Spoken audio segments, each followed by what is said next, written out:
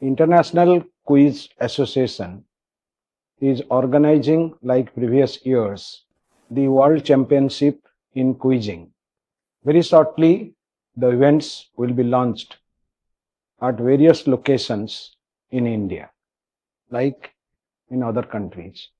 IQA Kerala chapter is organizing this championship also in our state at 4 locations: Thiruvananthapuram, Kollam, Kochi, and Kozhikode.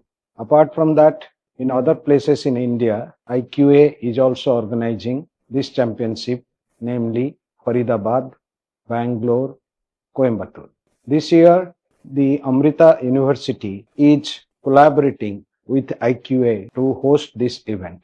And I request participants to come in large number to participate in this World Championship. Let us get a champion from Kerala, which is capable of producing an World Championship. What I wanted to say is that gamification of knowledge through quizzing is very crucial. And in our state, we can bring a lot of changes in the mindset of young people to participate in large numbers in this championship. Amrita University has taken a number of steps to attract more participation during this year.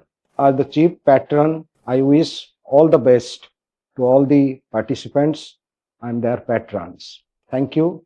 God bless you. Namaskaram.